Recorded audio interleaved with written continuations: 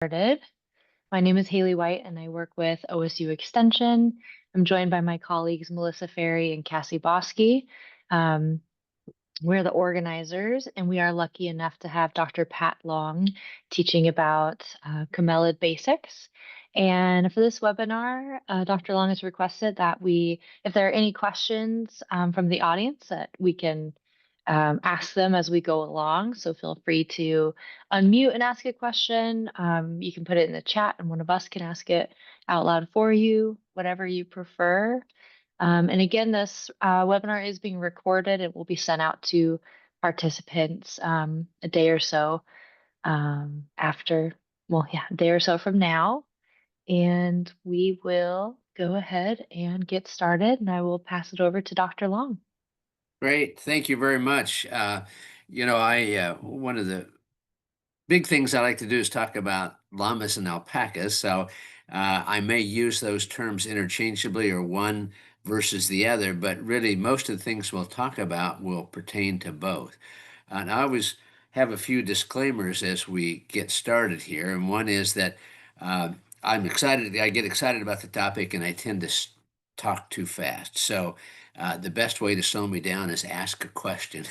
And so if I start talking too fast or I say something that you're not familiar with, don't hesitate to ask a question, be it in the chat with the host we'll find, or you can certainly even unmute and ask. I have probably 100 slides here.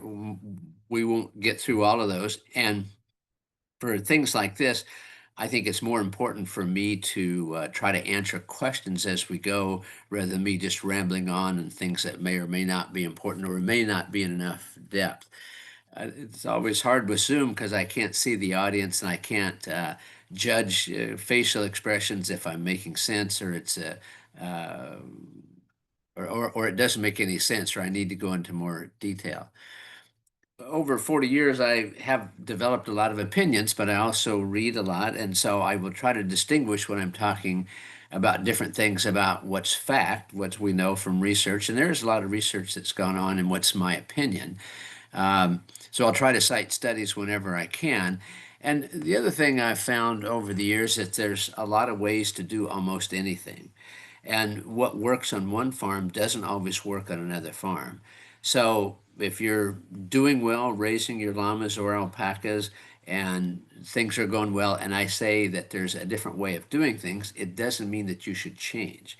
But if you start to have problems, then at least you'll have heard of a different way. So if what you're doing is working, certainly don't change that. Um, Again, all the things we'll talk about today, based on my experiences, I've again been working with llamas and alpacas since 1982, so certainly seen a lot over the years. And so hopefully there'll be lots of questions, and most things we'll talk about are going to hopefully practical. And not knowing, where everybody's at, how long you've had animals, I'll throw out a couple of resources that I think are very beneficial. And the first one is the Alpaca Veterinary Field Manual. It's written by Norm Evans, several contributing authors. I think I've got a couple of chapters in there. A very good reference for people. This next one, Llama and Alpaca Care, is probably designed more for your veterinarian. It goes into much more detail. But if you've got a veterinarian that you're using and they don't have a lot of experience with llamas and alpacas, this is a great book for them to get. And again, readily available. Um, and some other resources that I think are very helpful, and we'll talk about some of those later. Wormex.info. I don't know if anybody's heard of that particular website. It's a website that talks a lot about parasite control. Probably more sheep and goats than llamas and alpacas, but still some very good information on doses and the life cycle of parasites, which we'll touch on today. Um, the International Camelid Institute is a website that's out there. There's not a lot of new content, but it's still got a lot of good historical information on it. If you Google standards of care for llamas and alpacas, there'll be references that'll pop up. And, if you're associated with the Humane Society or concerned about animals not having good welfare situations, this is a great resource to go to. It sort of sets out the kind of the basics or the minimums that we would expect to see for llamas and alpacas. And again, for your veterinarians, there's a group called the American Association of Small Ruminant Practitioners. This is a group of us that deal primarily with sheep, goats, and farm cervids. And if your veterinarian is not a member of that, encourage them to join. It's like $140 a year. We have a great listserv where people write in, ask questions, cases they've seen. So it's just a great reference for your veterinarian. And then the last one that I'll talk about is the Complete Alpaca book. This is a great book, Bonnie Doon Press. Again, I think if you Google that, it should be readily available, but a great source of information. So there is a lot of information out there. And of course, there's a lot of information on the internet too, but you kind of got to be careful and make sure the source of that information. Um, so kind of going just really from the very basics, we'll talk about the four domestic or four species of camelids. And on the right here, we have the three breeds of llamas. This is the Cara or Lanuda. It's a really woolly animal. They've got facial hair covering on the ears, covering on the legs. Um, this is the Cara. This is kind of the classic pack animal and meat animal in South America. This picture was taken down in Peru, actually. And kind of to give you a reference, the Peruvians are about my height, about 5'6". So you can kind of get a sense of how big these animals are. So the woolly, the Cara, the pack animal, and then this is would be a Suri llama here. So these are the three breeds of llamas. And then the two alpaca breeds, we have the Suri. They have the long dreadlock kind of fleece, a white, really nice white, and a really nice black Suri here, and then the Wakaya here. So these are the domesticated species, the llamas and the alpacas. And this is actually a vicuña right here. This vicuña was registered on this large ranch down in South America and raised, but they're kind of characterized by this really fine fleece of bib that they have. So the most people would believe that the alpacas are descended from the vicuña. And then the next slide here will show the guanaco. And these are, again, one of the wild of the species. And they're characterized by sort of this mousy gray facial color and then a light brown color. They'll be a little bit smaller than llamas, and most people would believe that these are the precursors, that the Incas and the pre-Incas domesticated guanacos to and bred them to be the llama. And you will see some crosses, guanaco crosses in the U.S. And again, you can kind of tell by the facial characteristics, the light fiber covering, and they tend to be a little more flighty than the llamas. And there are actually some vicuña crosses in the United States too. There was some importation several years ago of vicuñas or alpacas that were bred to vicuñas, and they're called Paco vicuñas. So that's the species. And up until probably the 2000s, the llamas were the most common one that we see. And they're characterized by, it's hard to see with these trees, but these kind of banana-shaped ears here, straight top line, straight sort of rump. And they'll be, 250 to 350, 400 pounds. They were the pack animals in South America. Certainly they use the fleece, which is more coarse for carpeting and rugs and ropes, but and certainly they're eaten as well in South America. And until probably the 1990s, so I saw more llamas than alpacas. But right now, the alpacas are probably more prominent that I see in my practice. These are some of the first ones I saw in, I think, 1985.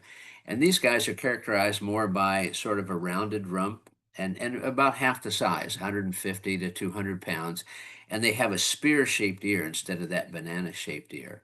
And of course, they were the fiber producers, and real high quality alpacas will have a real fine micron count and that feels those garments feel good against the skin. And it's easy to tell pretty early on the suris from the wakayas. So you can see that very early on. The fleece coat is quite different, and there's different uses for their fiber. And again, South America, this is a mill in South America, and if I had these the job of these ladies here. They would come into this mill and sort fleece by color and by fineness all day. And so, certainly in Bolivia and Peru, the fiber is a really big industry for the alpacas there. So that's just the basic species and breeds that we see. And today we'll try to cover some things on nutrition, vaccination, parasite control, both internal and external parasites, teeth care, and feet care. Um, so starting off with housing, and I understand we have people from out of the state that are attending. In our part of the world here in the Willamette Valley, three-sided structure, walk-in structure is probably sufficient for most herds unless they are having babies in the middle of the winter. And I recognize other parts of the country that's not going to be acceptable. You'd need a better barn than this. But many of my clients would have these three-sided structures that they run in. One thing I always say is there's never enough pens and never enough gates on a farm. Eventually, as you're trying to sort out, say you've got babies that you're weaning, you want to keep the male separate from the female. Sometimes you've got some thin animals, so there's never too many pens and never too many gates on a farm. Um, this is kind of maybe my ideal setup. This lady had a barn, and pastures radiated out like spokes on a wheel from this central barn. And that allowed her to do rotational grazing, and we'll talk about the importance of that, and move from one pasture to another. And the way the barn was set up, there were a number of gates that they could move them quite easily. It's sort of a rule of thumb. I always say if things are easy, they get done. So if you've got it set up so it's easy to catch the animals, easy to catch them, to do your body condition scoring or to do your vaccinations, feet trimming, it gets done. If it's hard to do, things get put off and they just don't get done. So set yourself up for success by having a good facilities and good way to handle the animals. And again, this is just another picture of that barn. But again, it was really nice that they could rotate from one pasture to another quite easily. And again, I think it's always kind of important. This barn is not my ideal because we can't drive right up to it. And I think it's always nice to have your barn set up so you can drive up to it, so that your veterinarian can get there, the shearer can get there, and you can drive the hay truck right to it and put your hay in the barn. And I've had clients comment that they build a real fancy barn and the animals sleep outside all the time. And for the most part here, they do. But I always kind of tell them that you build the barn to store your hay, not necessarily for the animals themselves, because llamas and alpacas tend to spend most of the time outside unless it gets really wet or we really have a heavy wet snow. And again, never too many gates on a farm. You just got to be able to move animals readily. I feel myself starting to talk really quickly. Any comments at this point? Anything in the chat? This gives me a chance to slow down and take a drink of water to ask that. Nothing in the chat so far, but if anyone has a question, they can jump in. Right? Okay. So next thing, I think as an owner, and whether you're new or experienced, having adequate restraint chutes are really important. Now, this is probably an old type scale, old type chute with a scale actually in it. I don't see many of these anymore, but the restraint chutes can be homemade, and there's plans floating out on the internet. This is a chute that could be built for probably, it used to be $250, but it's probably a little more than that with lumber prices the way they are. But it's just safer for everybody. It's safer for the animal, safer for the owner, and safer for me. Um, and these chutes are designed so that the animal walks in, and it's a stanchion. Let's see, I think I've got a better slide here. We'll go to one more. This is actually made for an alpaca, but the stanchion just keeps them from walking through. So that stanchion would be closed up to keep the shoulders from going through, and they would have a halter on and cross tied to the front. And it's not like a head chute or a squeeze chute for cattle. The heads are small enough that they can always back out of these, so they need to be haltered and let in. But they really make jobs like feet trimming. If you're tied to a fence and trying to trim feet, they're swinging around in a 180-degree arc, and so this is a much easier way to do it, safer for everyone.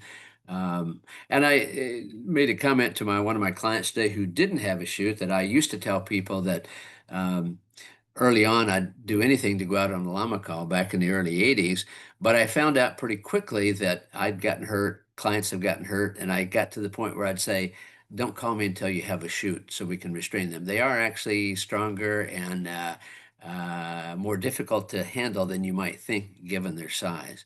And it just makes jobs like trimming toenails much easier.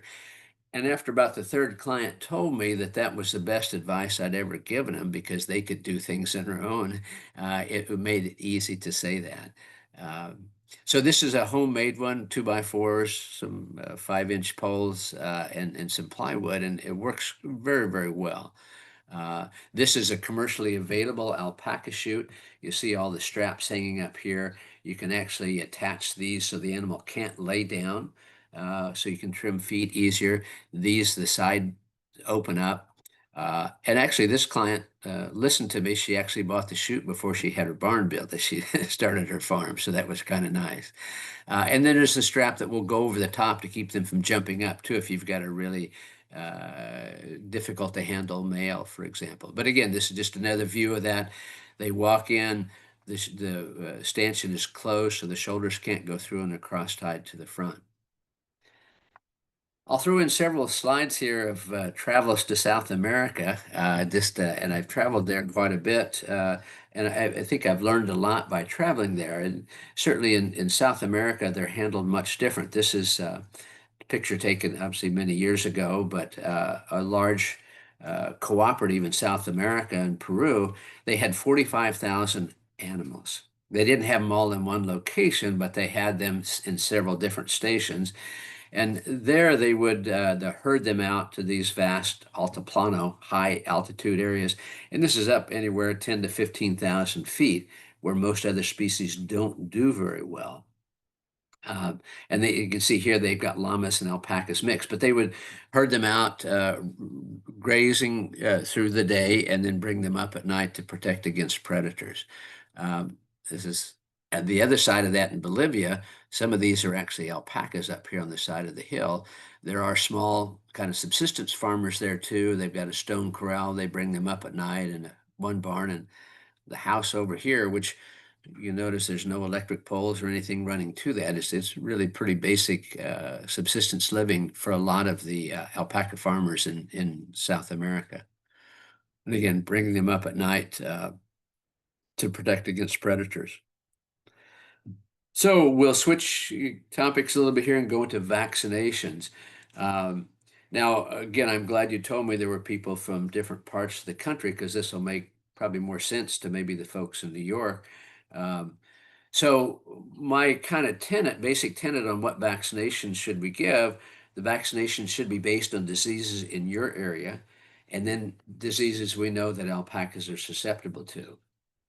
And so they're certainly quite regional. And I try to touch base with our diagnostic lab here a couple times a year to see what they're seeing. Are they seeing any new diseases, anything we should vaccinate against? And then if they are, then if we have a vaccine against that, then we think about incorporating that. But so it's potential vaccines for llamas and alpacas. Certainly the kind of the basic, what I consider a core vaccine, would be Clostridium preferentium, C and D, and tetanus.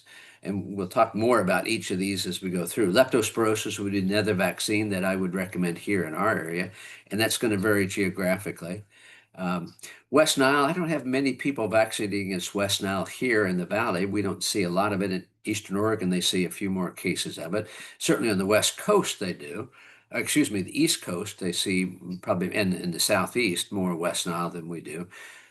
Rabies, again, is not something that we typically vaccinate against here. We have a very low instance of rabies in our area, but certainly parts of California and other parts of the country, rabies would be something to consider. And, if there are questions about what type of vaccine, we can talk about that. Equine herpes virus is another one that's potential. We'll talk a little bit about that if you have a lot of horses in the area or zebras, that would be something. And then Eastern equine encephalitis, that's not something that we typically see here in the West Coast, but it certainly has been reported New York and other parts on the East Coast. And so we'll talk about each of these in a little more detail. And then BVDV would be one that we would not recommend vaccinating against. We know they're susceptible to it, uh, but the vaccination clouds our ability to identify uh, affected versus vaccinated animals. So BVDV is bovine viral diarrhea virus, certainly affects cattle, been a huge problem in cattle, and there have been reports of it in llamas and alpacas, but at this point, we're not recommending vaccinations for that. So to flesh out the vaccines a little bit more, this would be what I would consider a core vaccine that I think all llamas and alpacas should get no matter where you're at. Uh, the Clostridium perfringens C and D, the Clostridium perfringens or Clostridial group is a group of soil-borne bacteria that, in the case of tetanus, would enter in through a wound. We know they're susceptible to it. We know it's in many farms. So I would certainly recommend that. And then the Clostridium perfringens C and D is a enteric problem where the animals and many animals would have that in their system. And if conditions are right, high grain or sudden change in feed, that can create the bacteria to overproliferate and produce toxins and be fatal to animals. So that would be what I would consider core vaccine for llamas and alpacas. Um, there's a lot of people that don't vaccinate, obviously, but I think the benefits of that would be good. Uh, there's no vaccines that we have that are licensed for llamas and alpacas. Everything we use is off label, but this is certainly for sheep and goats and cattle. Um, Typically, I would start Krias at about 3 to 4 months of age if the mom's been vaccinated and it's got good colostral antibodies. We do a booster 4 to 6 weeks apart and then yearly boosters on that. I would not do any vaccinations in the first 3 months of pregnancy because that's when we see the biggest development of the fetus. And the one negative thing I would say is that we see a lot of congenital anomalies in llamas and alpacas, and I never want to vaccinate an animal in early pregnancy. I really try not to do anything in early pregnancy so that we can associate that if there is a problem at birth. And then because llamas and alpacas tend to be stress aborters, I don't like to do this in the last 2 months of pregnancy. Again, I don't think that the vaccine causes any problems, but certainly the stress of catching them up, the rodeo of holding them, giving the vaccine can precipitate an abortion. And so I never want to do that on a farm. So I try not to do anything at all unless we absolutely have to for the life of the dam in the last 2 months of pregnancy. Leptospirosis would be another vaccine that we might consider, and certainly here in the valley, I recommend it. Lepto is a bacteria that's usually found in standing water, spread by birds and rodents from one puddle of water to another. And here in Oregon, at least, there's been several reports of some of the mammals off the coast being affected by leptospirosis. And certainly over the years, we've seen many abortions. Lepto can cause abortions in pregnant animals, and it can cause liver and kidney damage in unpregnant male animals as well. So that certainly is something that I would recommend here. Again, that's going to be quite regional. And again, I'd certainly speak with your veterinarian, see if there's a lot of lepto in the area, in your particular area. I get probably more pushback on this vaccine than any other vaccine, but the question I then ask people is your dog vaccinated against leptospirosis? And in most cases they are.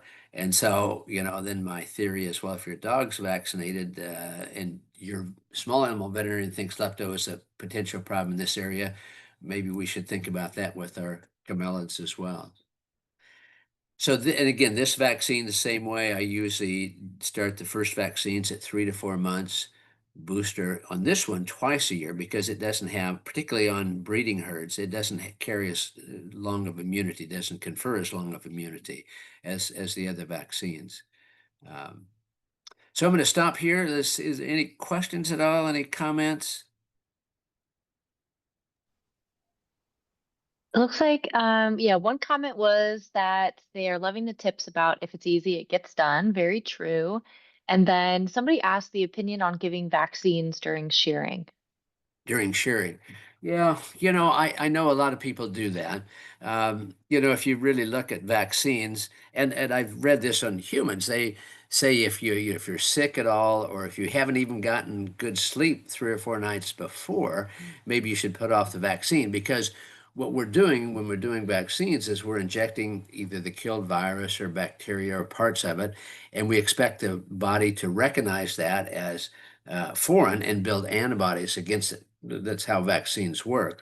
And so, at a real stressful time, they may not produce as good immunity.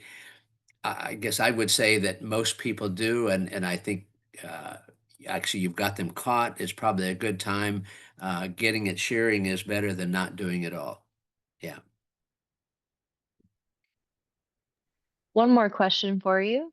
Is giving one of these animals the CDT vaccine as easy as a goat? Sub Q question mark. Yes, and I'll show a picture of giving the vaccines in just a second and my preferred site. So yes, they are a given sub-Q. That's a good point. We should point that out. Most of the things we do for camelids would be sub-Q, and they tend to develop abscesses or injection site reactions. So now, again, we'll move on to a couple more vaccines, and I'll show some pictures of sites to do it. Equine herpes virus, there was a report several years ago. I can't read this. I think it was like 1990 of a case in New York at a game farm, Catskill Game Farm. Um, and it was the blindness encephalitis in alpacas, and they found this equine herpes virus. And it was interesting because they were housed with zebras. And I thought, well, that's kind of interesting. I'll probably never see zebras in my area, but lo and behold, one of my clients did get a zebra, so we did vaccinate his herd.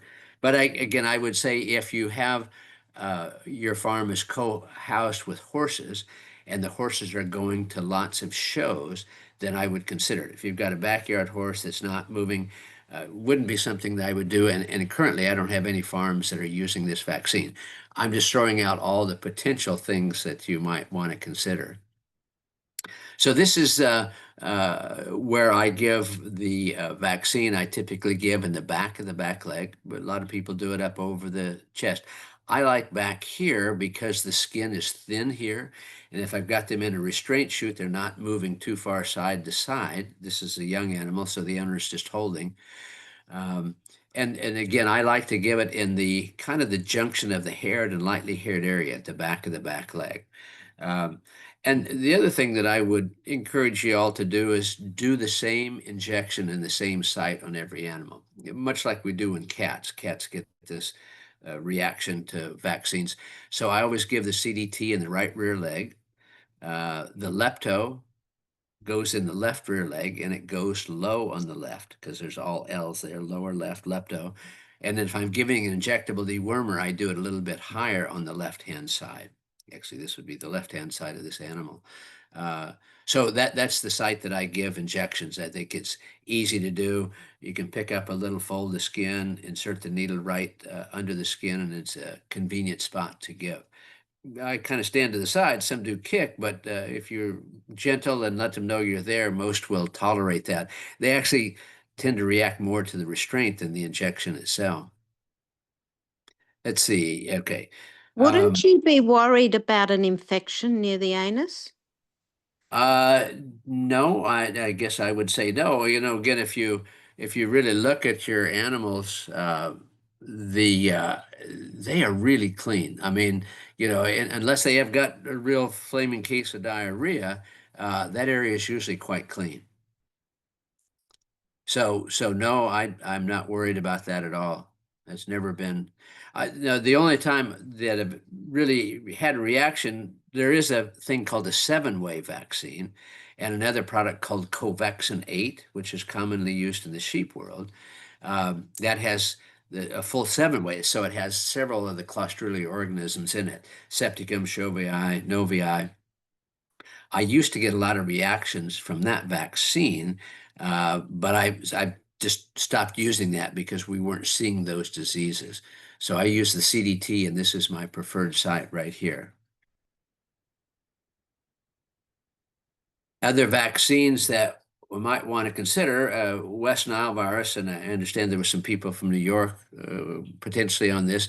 And I know certainly the East Coast has a higher instance of West Nile than we do out here. Dr. Michelle Kutzler at Oregon State University did some studies several years ago with the Alpaca Research Foundation. And that would maybe be another resource to go to. The Alpaca Research Foundation uh, is a group that I'm associated with as well, and we fund studies. And on our website, we have the results of many of those studies that have been done.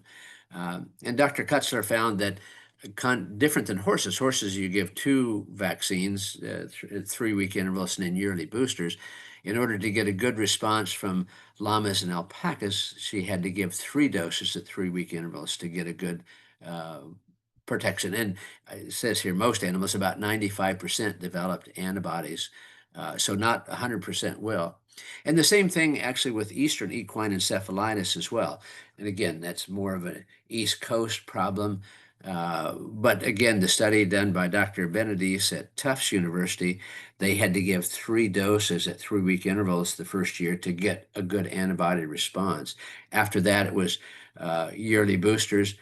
Ideally, those would be given about a month prior to your peak mosquito season, and that's because these diseases are transmitted by mosquitoes. The rabies vaccine would be another thing that you might consider in different parts of the country. Again, the Alpaca Research Foundation, we funded a study looking at a rabies vaccine. Dr. Deckent down at UC Davis did a nice study. And so we know that the large animal vaccine that's used for horses and cattle can be used in camelids as well. Usually one injection, usually 6 to 8 months of age, and then yearly boosters after that. But again, that's not something that most people here in the Willamette Valley would use, again, because our instance of rabies is quite low. So that kind of covers vaccines. Any questions on vaccines before we move on? Again, I feel myself starting to talk fast again here. So any questions on vaccines? I don't Not see any here. in the chat. Okay, good. Well, we'll go on to parasite control. Um, and that's another kind of major issue. And I've always made the statement, raising llamas and alpacas, I think is pretty easy if we have a couple of things in mind. One, if we have good nutrition. Two, we keep stresses off. We kind of keep our parasites under control. Life is pretty good. If they're really, I grew up on a farm in Kansas, and compared to pigs and cattle, I think they're a lot easier to raise. They have a lot less health problems in general. But parasites, and this is really basic, and again, we could speak for an hour on parasites. Um, it's important to understand sort of the general life cycle of parasites. Um, most large animal species have parasites. We kind of have to start with that. And we're never going to totally get rid of all the parasites in most large animals. And it's because of the way they eat. Um, Again, most animals will have some adult parasites in the intestine. The adults mate, they produce eggs. The eggs pass out in the feces. They get on the ground. When conditions are right, typically warm and moist, those eggs are going to hatch out into larva 1, 2, and then the third larva stage crawls up on a blade of grass.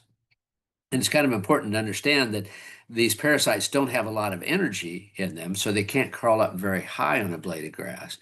And so that's a management strategy. If your pastures look like a putting green, you're going to have a bigger issue with parasites than if they're 4 or 5 inches tall, because the parasites just can't migrate up quite that high.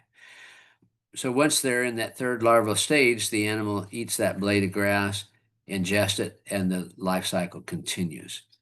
And so there are other parasites. We'll talk about liver flukes. They have a snail as an intermediate host, so that's a little different. And coccidia is another protozoan parasite that doesn't go through this molting stage. It's more of a direct fecal oral. But most all parasite infections are fecal oral oriented.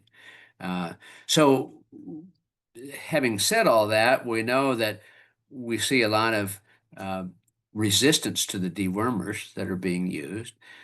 Some of that's overuse, some of it's underdosing. and we don't have any new ones coming online. So again, wormx.info is a great website to get a lot of information. In here, under the if you navigate through that, there's a lot of information on dosing. And so if you're using, say, Safeguard or ivermectin, we know through studies that the doses for cattle are not the correct dose for llamas and alpacas. And so we would either go 1.5 to 2, 3 times the amount that's given to the label for horses. And so wormx.info is a great resource, and it has broken down different products, different dosages to give. And we also know that, the old saying is, well, that I can't have a parasite problem because I just deworm my animals. Well, that doesn't always hold, because we have to have the correct dose. We have to have the correct dewormer for the parasite that we have. And hopefully we don't have resistance. So there's some management things that we can do to help prevent parasites from being a big problem. Um, One of the things, and this is kind of old school, but it's called strategic deworming. And still my goal is, and it doesn't follow totally with wormx.info, but my goal here in the valley with our conditions, I'd like to do a deworming in the early spring so that we don't get that heavy pasture contamination uh, as they go out to fresh green grass. So we're minimizing contamination of the pasture. And then I like to do a deworming in the fall, because that will clear up any that made it through the summer, and then they won't overwinter and continue to cause problems for the animals. But some management strategies that I think are important is not to feed hay on the ground. If an animal walks through some dung and then walks on the hay and eats hay off the ground, they're certainly going to be more likely to pick up parasites. And so feeding hay off the ground, I think, is a good management strategy to help parasite control. Um, and then obviously, if we can keep the feces cleaned up, that's going to minimize our pasture contamination as well. Now, the good thing about llamas and alpacas, they tend to dung in one place. And unlike sheep and goats, who tend to be pretty indiscriminate, wherever they're standing is where they defecate, you get a lot more pasture contamination with that. And I was just going over that with a client this morning. He had 2 llamas and 1 sheep in a pen, and I was kind of pointing out, how good the llamas were. They have their dung pile, and they don't tend to graze close to that. And he was pointing out this far pasture where it was dark green and the grass was 5 inches taller than the other, and they just don't want to eat near the dung pile, so they don't pick up parasites as much as, say, sheep and goats do. So commingling different species makes a difference too. And if you have sheep and goats, which a lot of people do, with your llamas and alpacas, you have a little bit more of a concern of parasite control, because sheep and goats tend to spread their feces all over the pasture. We then tend to have those eggs hatch out, clear up a blade of grass, and more contamination for the animals. So keeping feces cleaned up is easier with llamas and alpacas. It's, I guess I would say, next to impossible with sheep and goats, but with llamas, it's quite easy.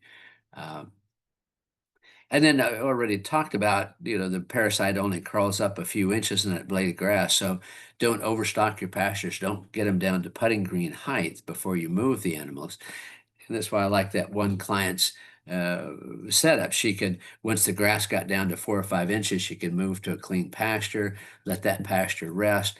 Those parasites, once they hatch out, they don't live very long. Certainly, the eggs can stay in a fecal pat for several months, but once they hatch out and crawl on that blade of grass, if they're not ingested pretty quickly by an animal, they die. And so by doing pasture rotation, you can help minimize your parasite issue. And then the rotational grazing, again, horses and llamas and alpacas are a great co-species to have, because horses aren't affected by the same parasites. So the llamas are on a pasture, they move to another pasture, say maybe the horses have been on, the horses go to where the alpacas were, the horses eat those larvae that have hatched out, and they're not affected by them. So there's a lot of rotational grazing strategies. And again, wormx.info has a lot of information, and this is really a pretty high level view of parasite control, which, again, as I said earlier, we could spend an hour on quite easily. But some of the products we use, the white pasty wormers, we call them fenbendazole. You might recognize this as Safeguard. It's a readily available product over the counter. It's the same thing as Panacur, just different. They sell Panacur to veterinarians and Safeguard in feed stores. But again, recognize that the labeled dose is not the correct dose for camelids. We usually use 3 to 4 times the labeled dose for horses or cattle that are used. So 5 milligrams per kilogram is a dose for cattle and horses, but we would go 15 to 20 milligrams per kilogram. And again, the website has that information all broken out quite nicely, depending on if you're using the liquid or if you're using the paste kind of products. The ivermectins is the other class, the ivermectin class, and there's many in this class. There's dormectin, geez, I can't even remember all the different moxidectin, but they all similar spectrum of activity. And this would be an injectable product. I don't even know if you can get Ivomec Plus. This would have a product in to kill flukes, but it's not effective in camelids, so I wouldn't use that product at all. And actually, the ivermectin, it comes as a liquid, it comes as a paste for horses, many different forms of it. Just be aware of the dose. And again, if it's labeled for cattle or for horses, you want to use about 1.5 to 2 times that amount that you would use for a cow or a horse. I mentioned coccidia briefly. Coccidia is a protozoan parasite, so a different category of parasites completely.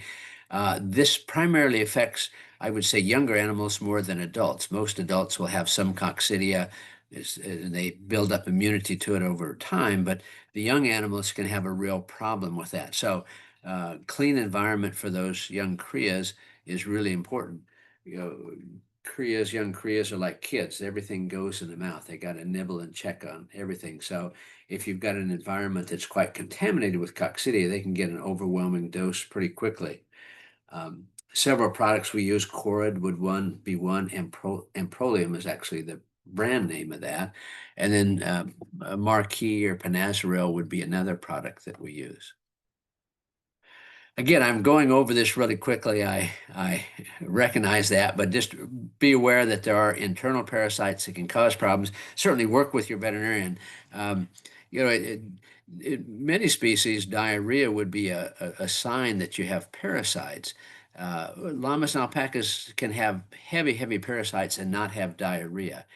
And it's just their adaptive mechanism. They've evolved from this high Andean condition. It's pretty harsh, not a lot of water. So they reabsorb a lot of their water. So their pelleted feces would be, less than 10 to 15% water, whereas a cow might be 80% of its feces is water. So their spiral colon reabsorbs that water. So not seeing diarrhea isn't necessarily a sign that you don't have parasites. And again, work with your veterinarian, do periodic fecal samples so you know what you're dealing with.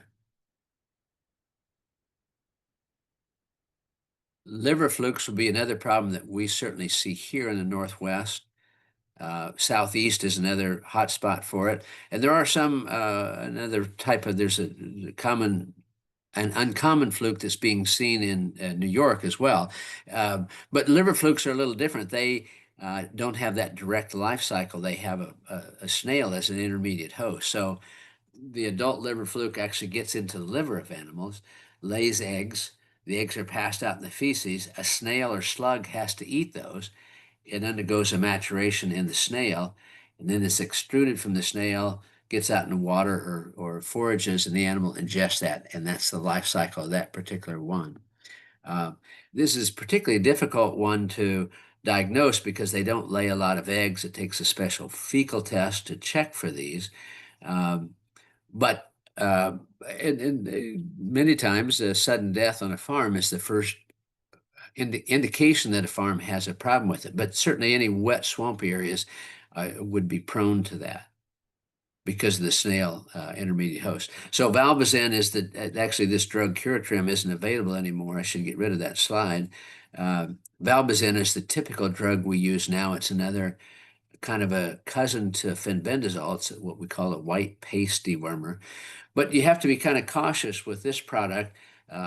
Studies in sheep show that if given in early pregnancy, it can cause birth defects later on as a teratogen. So we kind of have to be careful of this. And if I'm using this product, and I think it can be effective in controlling flukes, you want to make sure you don't give it to pregnant animals. And again, work out with your veterinarian in your area. This is effective against the adults, so we normally would give this 8 to 12 weeks after exposure, potential exposure. Again, I feel like I'm really rambling here, but it's just important to know the life cycle of the parasites, because the snails aren't very active until it gets above 50 degrees. So we don't even think about transmission until it gets above 50 degrees when the snails and slugs are active. So again, work with your veterinarian to time the ideal time to give this particular product in your area. Dr. Long, I have a quick question here in the Sure. chat.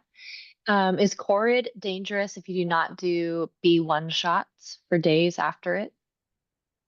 So again, can you repeat the question? Yeah, definitely. The question is Corid dangerous if you do not do if you don't administer B1 shots for days after? So, that's a common question, and I have my opinion. So that now this is opinion, not fact. I have used lots of Corid and never given B vitamins afterwards. And just a little bit of background: Corid is amprolium, and it ties up B vitamins, some of the B vitamins, and that's what actually kills the parasite. Uh, and so typically Corid is mixed with water. It's given either as a drench daily for 5 days, or it can be mixed in drinking water. Um, and I know at certainly the veterinary meetings I go to, it's a topic that's debated frequently. Should you give thiamine or B vitamins if you give this product? And I typically do not. And knock on wood, I'm knocking on my wooden desk, I've never had a problem with polioencephalomalacia afterwards. Now, I make sure I'm giving the right dose. And I always wonder, if I give B vitamins, am I going to decrease the effectiveness of this product? So the quick answer is no, I do not give B vitamins afterwards. I do try to use this if I'm using Corid, and the directions are on the bottle. You mix up, I think it's 3 ounces with a pint of water, and give an ounce per 100 pounds of body weight daily for 5 days. Um, and that's actually just what's called a coccidiostat. It doesn't actually kill the parasites; it prevents replication. Um, and so no, I don't use the B vitamin. I haven't used a lot of Cord recently. More recently, I've gone to a product called, it's actually a horse product called Marquis or Panazaril for my treatment for coccidia. Um, but good question, and certainly something that there's varying opinions on that. And now you've heard mine. Uh, so good question. Before we go on, anything else on external or internal parasites? Okay.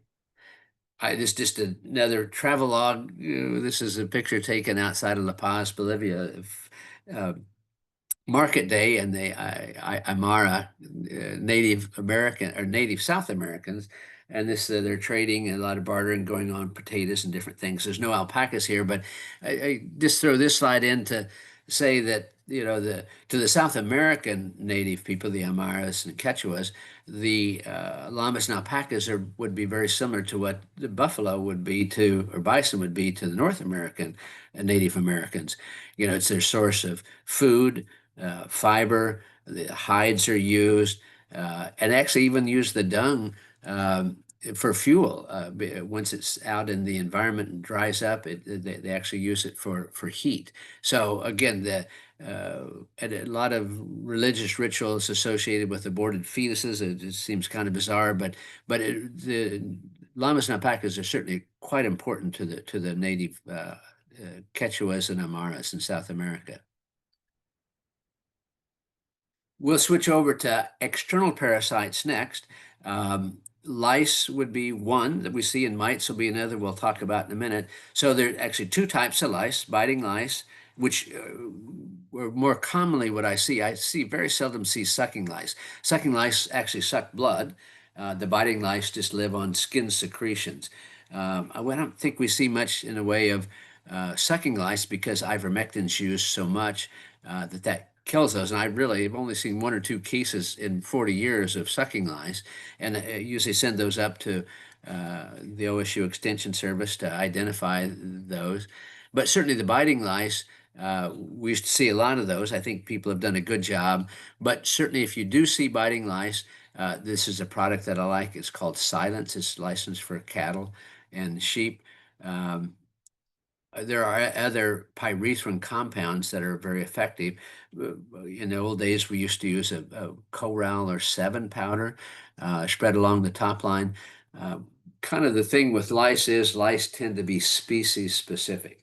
So lice of your goats shouldn't get on your alpacas, and if you have lice in your alpacas or llamas, they won't go to your sheep or goats. Goats are probably the thing I see lice on most commonly. Uh, but they do tend to be species specific, so they shouldn't get on us. Um, and if you do find lice, certainly in the biting lice, I typically find on the top of the uh, top line, back half of the animal, and I just part the fleece, shine a light on, and if you have lice, they're light brown, about the size of a pinhead, the pin that you would say when you buy clothes that they're pinned together, and light brown in color. And they don't like light, so they tend to scurry and move away from that light. Lice tend to like cold weather, so we typically see lice more of an issue in the late winter, early spring than in the summertime. And as I've gotten older and my eyes have gotten worse, I actually find it easier to see the nits. The nits will actually be stuck to the fleece. They'll be about a ½ inch away from the skin. And I usually find those in the flank area. So part the fleece in that area, and if you see little white objects stuck to the fleece about a ½ inch from the skin, you've probably got lice there. But again, the silence or other pyrethrin compounds, Ultrabos, works quite well. The key is to treat and then repeat in 2 to 3 weeks. And the reason for that is, again, knowing the life cycle of that parasite, the lice lay eggs, the eggs hatch out 2 to 3 weeks. So certainly repeat treatments 2 to 3 weeks would be advised for at least 2 and probably 3 times. And certainly at shearing time, you'd probably see those as well. And again, the ivermectin's effective at treating sucking lice. We just hardly ever see any sucking lice anymore. Another external parasite, I'm kind of looking at time here. I don't, we can, not going to get through everything, but that's okay. External parasites, we see 3 kinds of mites with these guys. Now, the sarcoptic, we hardly ever see here in the States. We used to see, you saw quite a bit of that in South America but ivermectin really kills this parasite. Sauroptes is another mite that we see that's typically in the ears. So if there's crusty, scaly lesions in the ears, that's certainly something to look for if the animal's holding its ear down. Sauroptes mites, pretty uncommon, but we certainly see it. And Coreoptes is certainly the most common mite that we see. So if you have, and this is what the mite actually looks like under the microscope, if you have fiber loss, that usually starts right above this is the foot pad here, front and the back of the legs.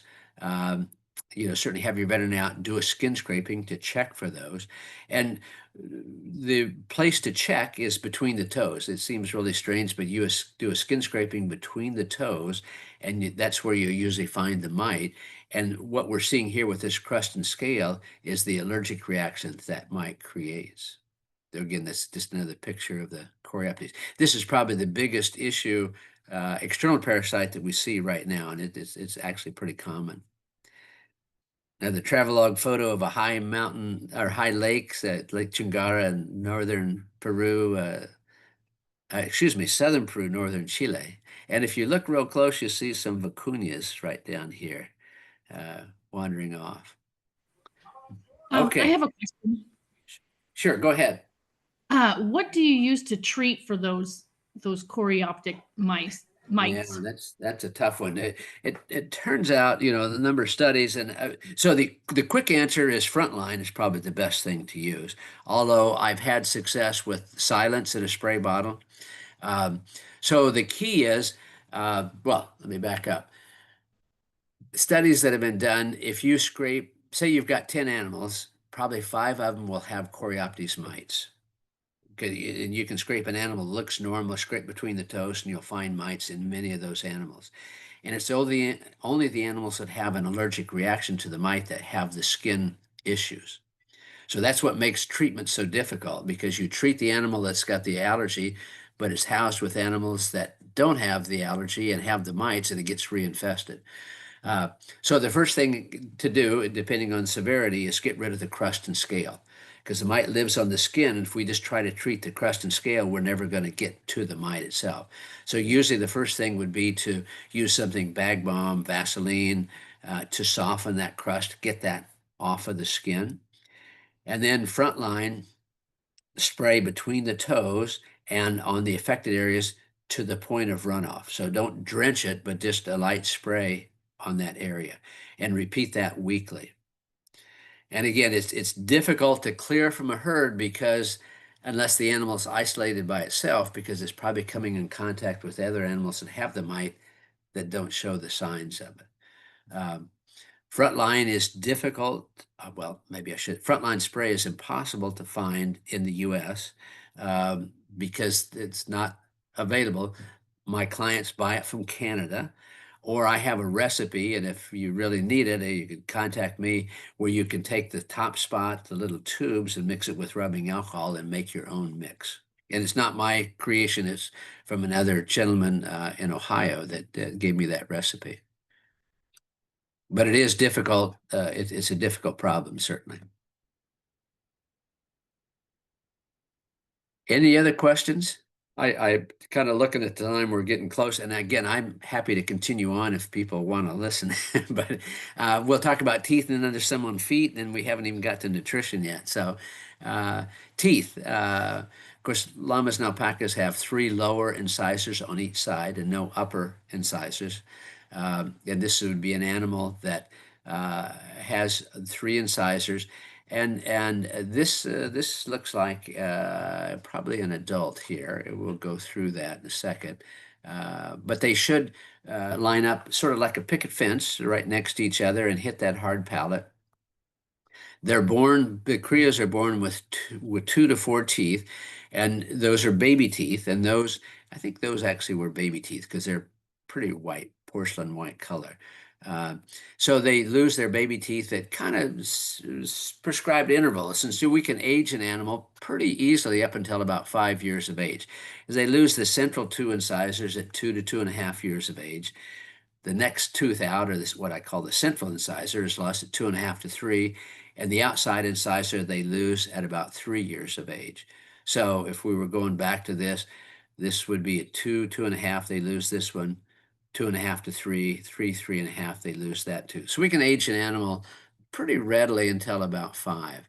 And then certainly as the animals get older, that periodontal ligament loosens up, and they can move out and not hit the hard palate. This animal may have a little bit of a difficult time grazing if that's all that it had to eat. But if you've ever fed a llama or an alpaca from your hand, you know their lips are very prehensile.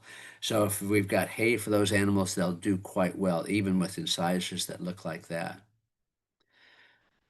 The other teeth that llamas and alpacas have are called fighting teeth. This is actually really an incisor, and these are what would be called canine teeth. But these fighting teeth erupt again about 18 to 20 months on llamas and 20, 24 months on alpacas, on the males.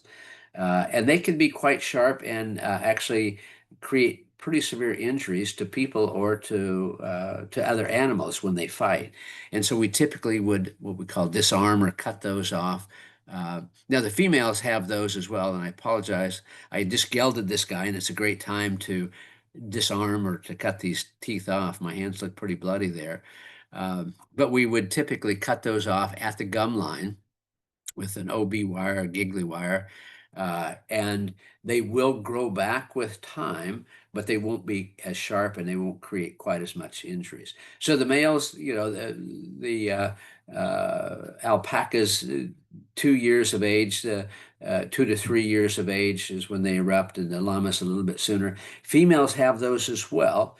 They usually come in at 4 to 5 years of age on the females, but they're usually much smaller, and we don't usually cut those off because they don't fight and don't create problems with those. So anyway, and again, we could spend a whole hour, and I do a whole hour talk on teeth. We haven't even talked about the molars, which are really the most important teeth, because if the molars don't function, and that's a problem we see with our geriatric animals, they don't masticate, they don't chew up the food well, so they don't get full utilization of the food, and that's another whole topic in itself. But the incisors are what we can see easily.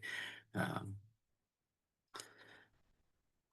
Another travelogue here. This is the road to Machu Picchu, looking down on the valley, the Inca valleys there. So kind of a cool spot.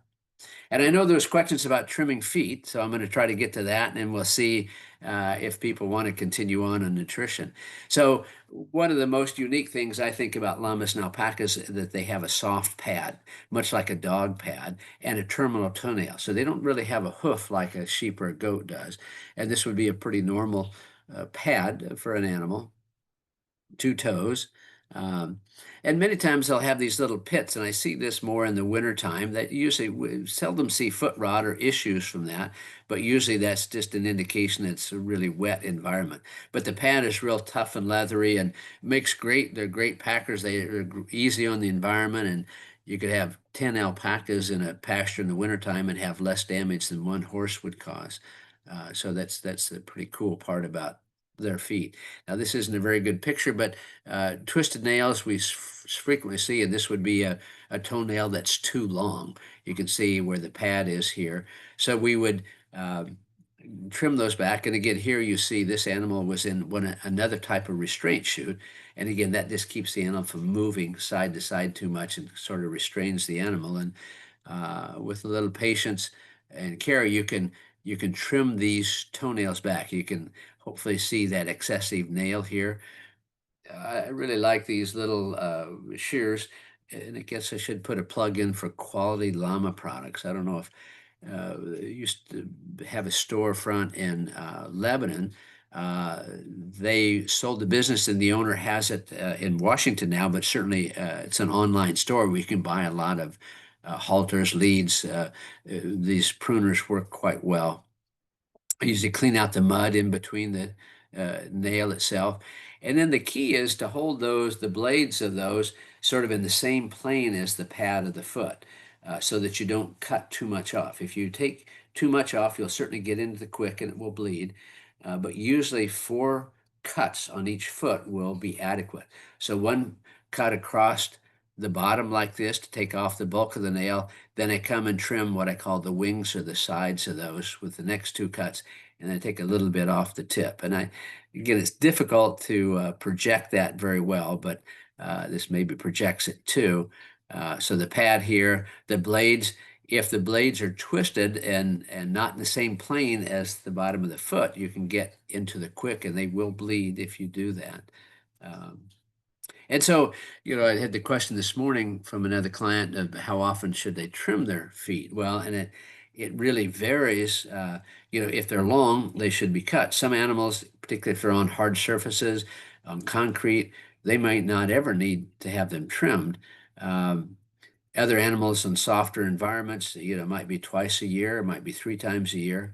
And it always seems to me white animals tend to have longer nails than darker colored animals. And I'm not sure if they grow faster or if they're tougher and they just don't wear down as much. But white animals tend to have longer nails and need more frequent trimming than darker colored animals. Yeah, another picture of just showing that, trying to show that same plane as the bottom of the foot.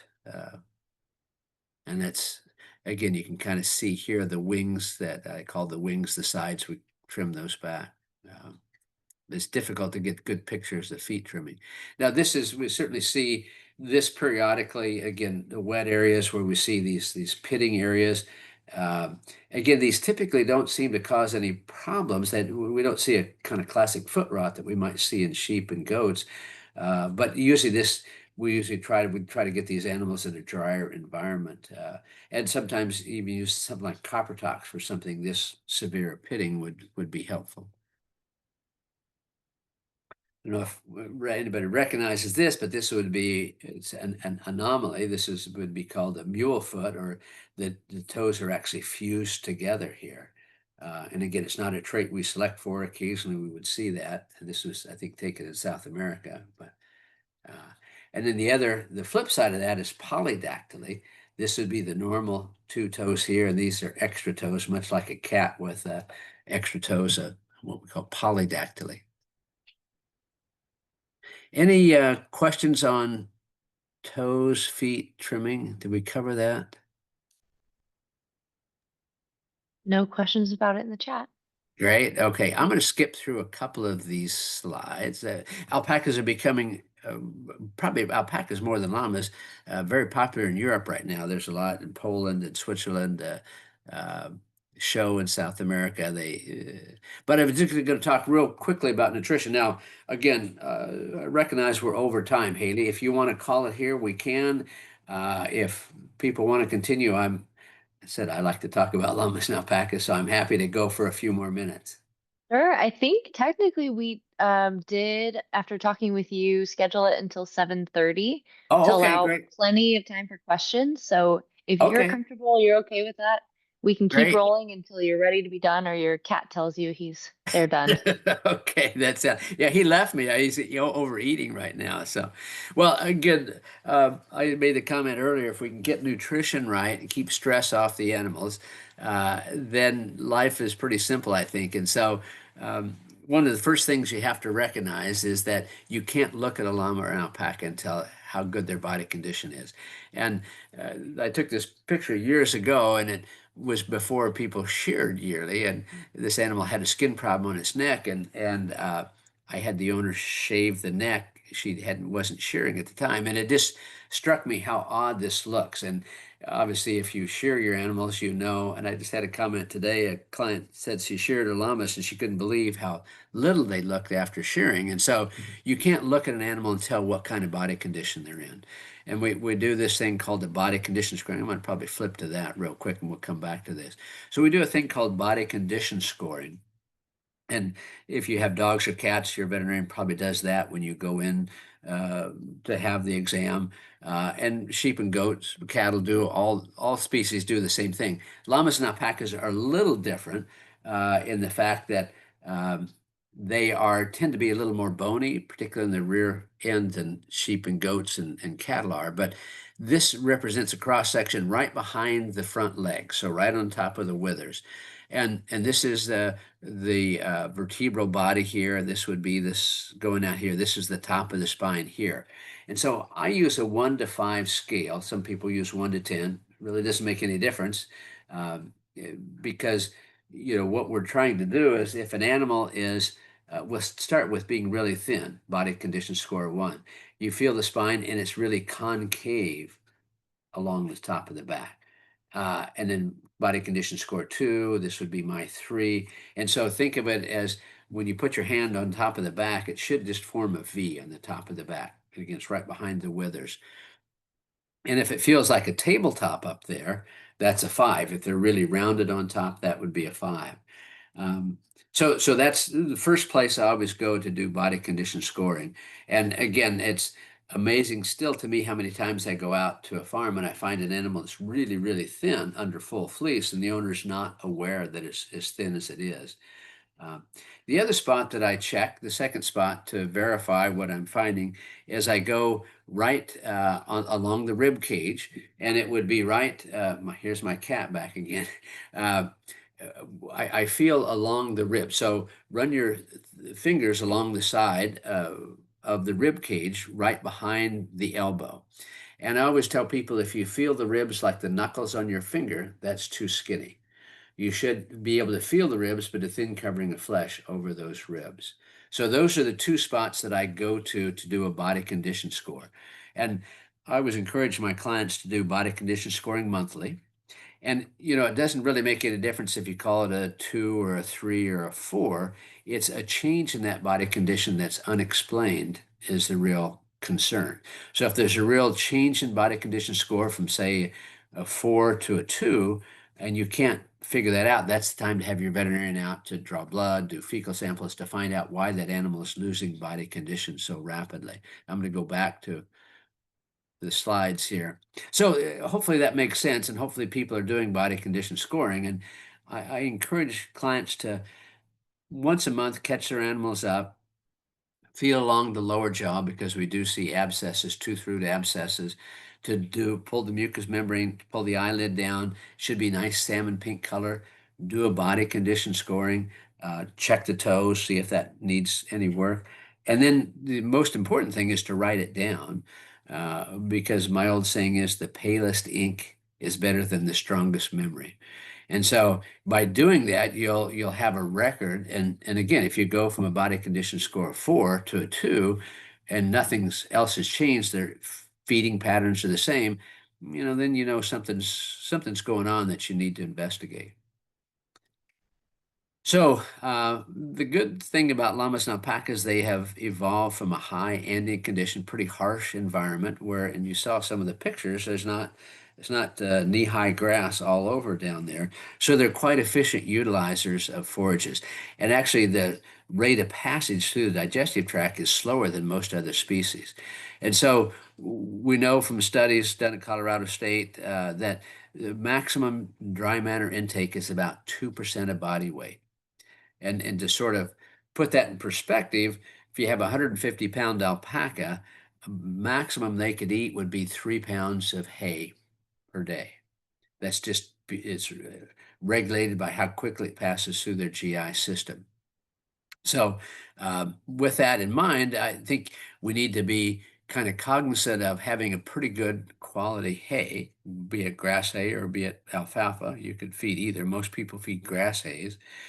And I put straw in here only because I had a client one time and I always encourage people to buy a year's supply of hay, have it tested, and then they know what they're feeding. Um, I told him that, and he was a novice farmer. And so the next time I was out, he said, "Hey, I bought a year's supply of hay and I only paid $40 a ton for it." And I thought, well, we better look at that. And it turned out it was actually straw. I mean, he didn't understand the difference between hay and straw. And so, that some information is what we think is common knowledge for new owners may not be, but straw would be the residual that's left over after the grain's harvested. And that really has very little to no nutritional value for the animals. And then because I haven't seen any grass hays that are complete and balanced, I typically recommend feeding a pellet of some sort, a pretty low amount of that, no more than 20% of the total diet. So maybe a quarter, a half a pound a day. And there's lots of good commercial feeds out there. Missouri makes a good one. CHS has some good quality products. So there are lots of good quality feeds. I've kind of gotten away from grains because they're more starches, and it turns out llamas and alpacas are almost pre-diabetic. They really need more protein than corn or oats or barley. So we really try to look for more protein types of feeds. But if you've seen your pastures, they're really browsers. They like a variety of plants. And again, I mentioned 2% dry matter intake. And so even a 300-pound llama is only going to be eating about 6 pounds of feed a day, which is really a pretty small amount. And then if we don't have our feed right, if we don't have enough crude fiber in the diet, we tend to see a high instance of ulcers, third compartment ulcers. They have a 3-compartment stomach, not a 4-compartment stomach. And so they're called a modified ruminant. And they are able to utilize urea protein quite well if energy is present. So if we have llamas, this would be the diet that I would recommend. And again, having a hay analysis done would be good. So I try to have 2 rations on a farm when I'm working with farms, and one I consider a maintenance ration, and the other I would consider a lactation ration. So the maintenance ration would be for, say, the males that aren't breeding heavily, your geldings, and the females after weaning before they're in the last 2 or 3 months of pregnancy. And the lactation ration, which is, again, just going to be a little more energy rich, you have a higher TDN or total digestible nutrients and a higher protein level. This would be for the weanlings from the time they're weaned from 6 months to maybe a year and a half, and those late-term pregnant females and the lactating females. So again, I realize I'm going over this real quickly. This could be a whole hour talk on nutrition in itself, but certainly a good quality hay, would provide plenty of protein, 10% protein.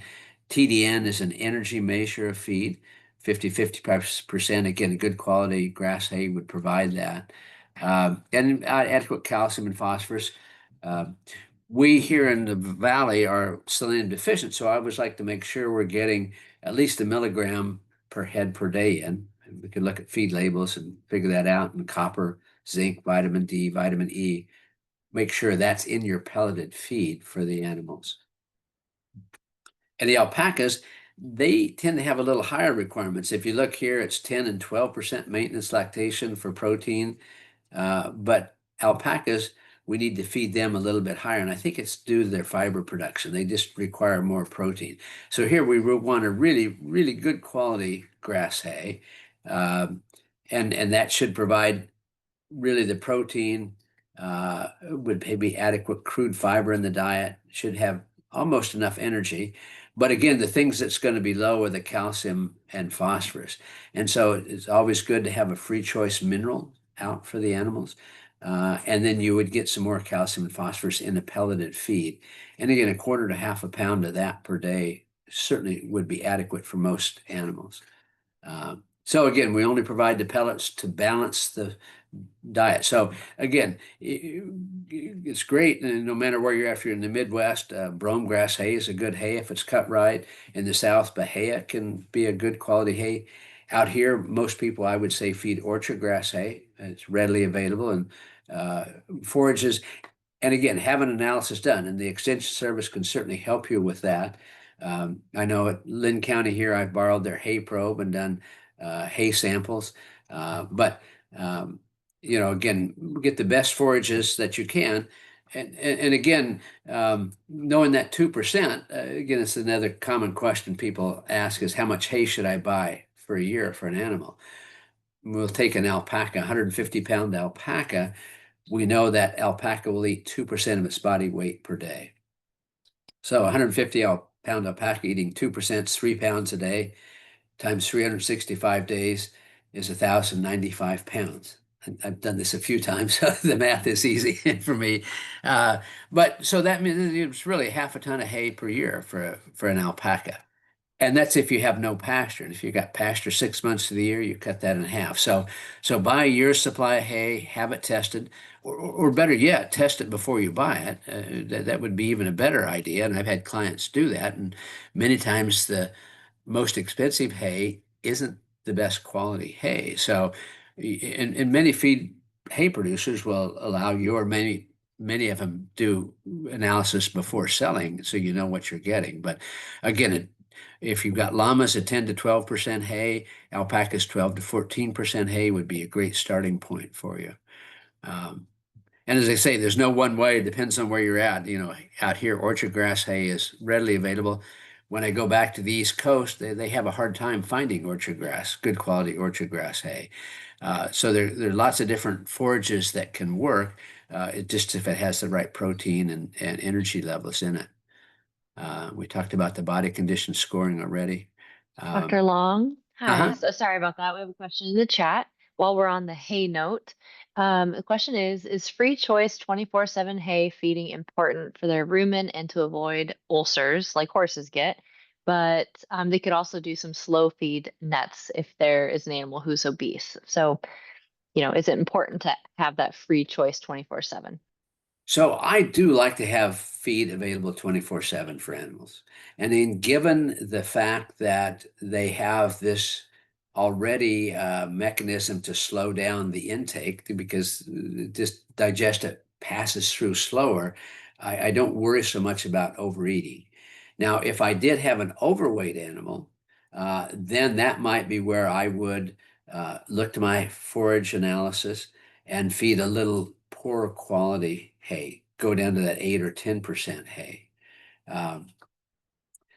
And animals that aren't working, be it pregnancy, lactation, or producing fiber, can get overweight. And kind of the biggest issues, and again, I've got a whole bunch of slides that on feeding that I didn't put in here because I knew we wouldn't have enough time. But early spring pasture And I have some analysis from Oregon State University, Tualatin oatgrass.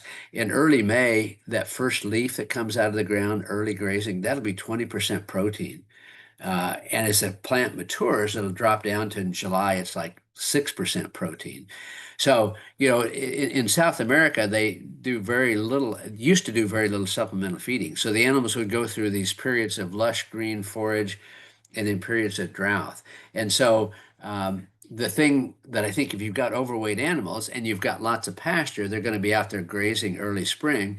The key, I think, would be in the late summer not to overfeed, to give them continue to have a little poorer quality forage as opposed to having a 20% or 18% orchard grass, really lush hay for them. And it is hard to get them to lose weight. I would not say it's easy at all based on clients' comments and actually some of my own animals. Um, and I guess obesity, unless they're pregnant, and most pregnant lactating females will lose weight during lactation. So it's usually just the opposite on the lactating animals. But the pasture ornaments and the guardian animals can tend to be obese. And I think you just have to not overfeed during the times where it's dry, which is starting here, July to September, till we get our fall rains, is to not overfeed during those periods of time. If they're out grazing, they're going to get plenty of nutrition, protein, and energy from the grasses. But it's still important to have that free choice mineral for the salt and for the calcium and phosphorus. And now I've danced around that question, but it's the best answer I can give you. Exercise, I mean, certainly taking them for hikes would be helpful as well. And I don't know if there's anybody else if that answers the question or if there's a follow-up to that. No follow-ups yet. Okay. I'm just going to mention vitamin D real briefly, and then I'll stop because I just saw a case just a month ago. And I was sure everybody knew about this, but obviously this client didn't. So it turns out, because of the way llamas and alpacas have evolved from the high Andes, they are not very efficient converters of sunshine to vitamin D.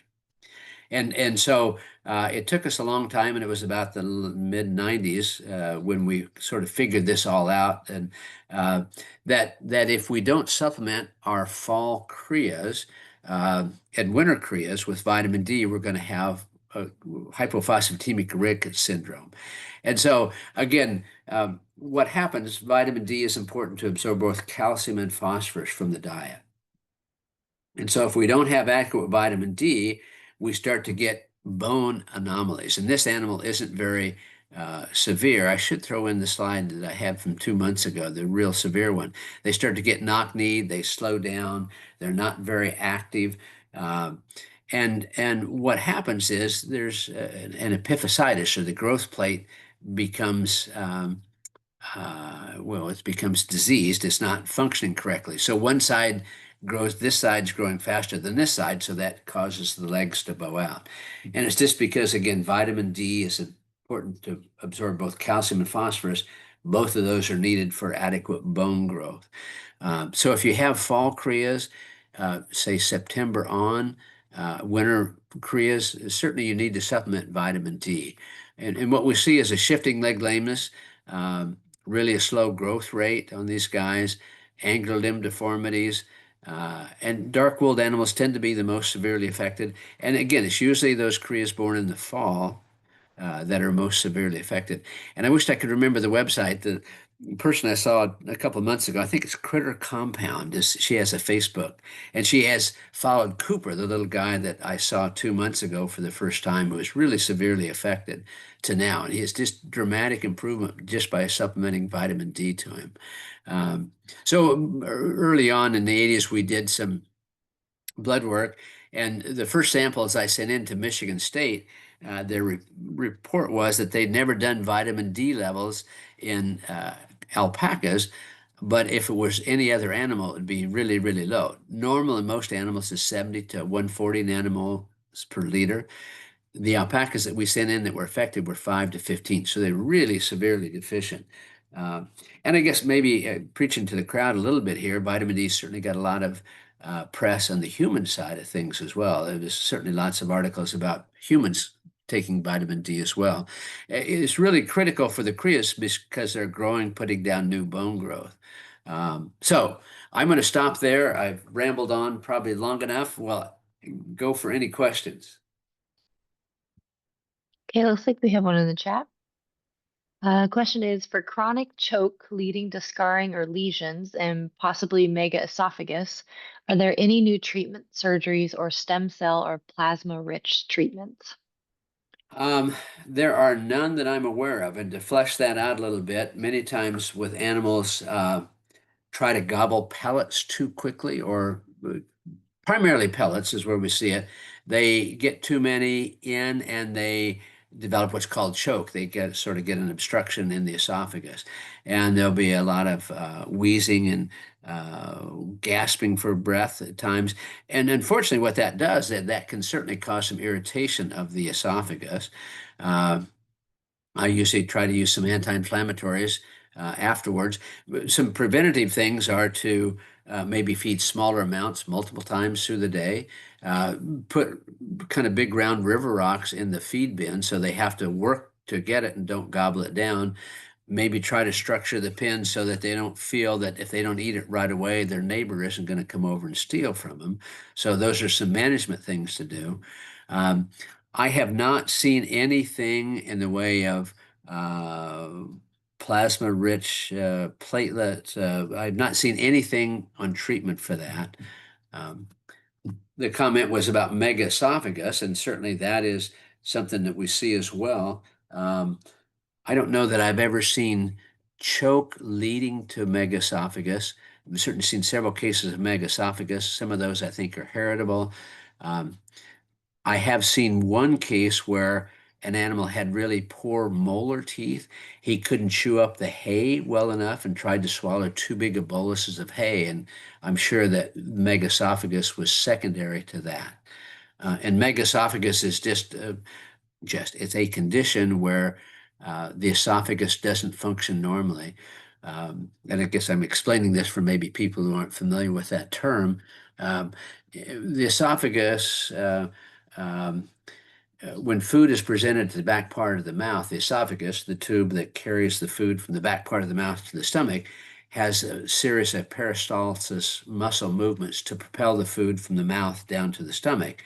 In megaesophagus, those muscles don't function normally. They get dilated or stretched, and so the food just sits there. There's no way for it to be propelled into the stomach. And so classically, what we see with megaesophagus would be regurgitation and maybe green feed material coming from the nostril. Um, yeah. So does that explain megaesophagus well enough? Is that more than people wanted to know, maybe? No, I think that's good. If anybody has follow-up questions to that, they can add it in the chat. And we'll take this last question here. Somebody asked, should we give vitamin D injections for fallen pasterns? So should we give vitamin D injections for fallen pasterns? And I guess the easy answer, quick answer would be, I would say no, that wouldn't, in my experience, help at all. Certainly drop fetlocks, fallen pasterns are a common thing we see in older animals, or maybe even animals that have had a major stress on their legs. Um, some work at OSU, Dr. Stacy Simovolis tried to look at that situation. The only thing she really found was that there were some differences in zinc and copper levels in those dropped fetlock animals. It wasn't clearly elucidated, what the correct copper level would be, but I would say vitamin D, in my experience, would have no effect on that. You made the other comment about vitamin D injections, and this is, again, coming to opinion versus fact. There's certainly studies out there. Dr. Van Son, who used to be at Oregon State, is now at Penn State. If you Google his name, you'll find lots of articles that he has about vitamin D. I like the oral vitamin D personally. I've used to use the injectable, but I found that it would cause some muscle inflammation and irritation at the injection site. certainly there are reports using vitamin D injectable, and there's levels out there, mil per 100 pounds, about, excuse me, um, gosh, I don't use it. Yeah, milligram per pound every 2 months. And so it's mostly, let me state that right, 1,000 units per pound. So it's usually 75,000 units per cc, so a cc per 75 pounds every 2 to 3 months. I like the oral product, and I usually there I would use 30,000 international units every 2 weeks orally for the young crias. The adults, if they're getting pelleted feed, probably don't need it. If you look at your feed label, most feeds will have vitamin D added. So I don't typically supplement adult animals with vitamin D. Okay, thank you for sharing. And then I guess there's this last one. This will be our final question for real this time. Any research on whether drop patterns are inherited or from obesity?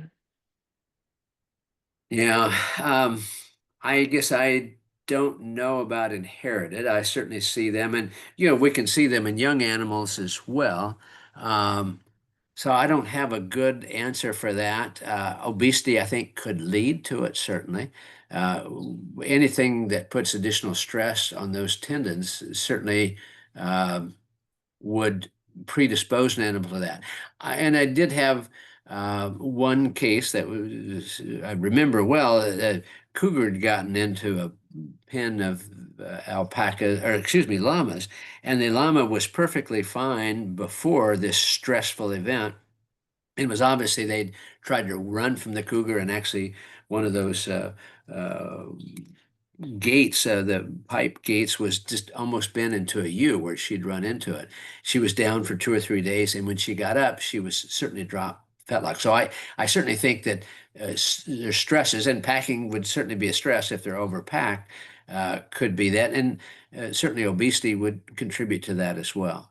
Um, yeah, but I don't know anything about inherited. I've not ever seen anything along those lines.